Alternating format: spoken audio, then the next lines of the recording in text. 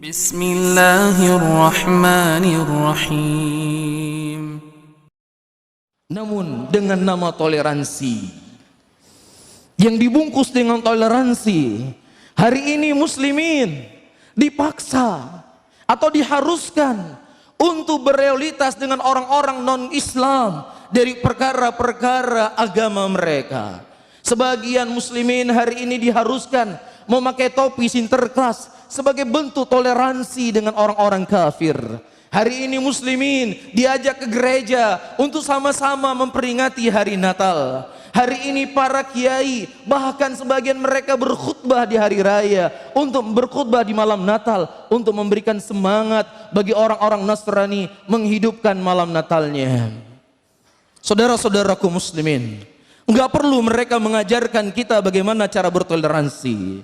Enggak perlu orang-orang kafir mengajarkan kepada kita bagaimana bertoleransi, karena Islam ribuan tahun yang lalu telah diajarkan oleh Nabi SAW bagaimana cara mereka bertoleransi. Jangankan kepada manusia, kepada binatang saja, kepada makhluk yang tidak punya akal, Islam telah mengatur bagaimana cara kita berinteraksi dengan mereka. Rasulullah SAW menyebutkan dalam hadisnya, Innallaha kataba ala kulli syai'in fa idza qataltum fa asinu qatlah wa idza dzabhtum fa asinu dzibha wal yuhidda ahadakum syafratuhu wal yurih dzabihata. Allah telah mencatat segala sesuatunya. Kalau kau ingin membunuh maka bunuhlah dengan cara yang baik.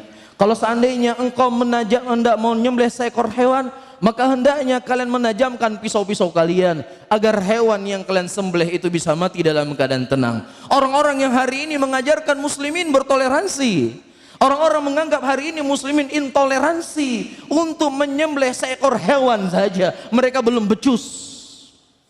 Dia tusuk besi dari tempat keluar kotorannya hewan sampai ke mulutnya dalam keadaan hewan masih hidup, dibakar hidup-hidup. Kemudian kamu mengajarkan kepada kami bagaimana cara bertoleransi. Bagaimana mereka hendak menyembelih seekor sapi, diikat sapi di sebuah kayu, kemudian dibiarkan dia berguling-guling, kemudian dipukul beramai-ramai.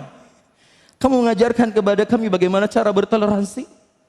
Ribuan tahun yang lalu Nabi kami sudah mengajarkan kepada kami hal yang seperti ini. Bahkan bukan hanya kepada binatang, kepada makhluk yang tidak bisa terlihat, jin, dijaga adabnya dalam Islam, dijaga hak-hak mereka dalam Islam. Rasulullah SAW menyebutkan dalam hadisnya, la tastanju bil irath wal idham fa innahu zada ikhwanukum minal jin. Jangan engkau mencebok, mencuci kotoranmu dengan tulang belulang, karena sesungguhnya itu merupakan makanan saudara kalian dari jin, makhluk yang tidak bisa dilihat. Bagaimana lagi dengan manusia? Bagaimana lagi dengan orang yang punya perasaan? Bagaimana lagi dengan orang yang punya akal? Tentunya Islam lebih jelas mengajarkan kepada kita bagaimana bertoleransi dengan mereka.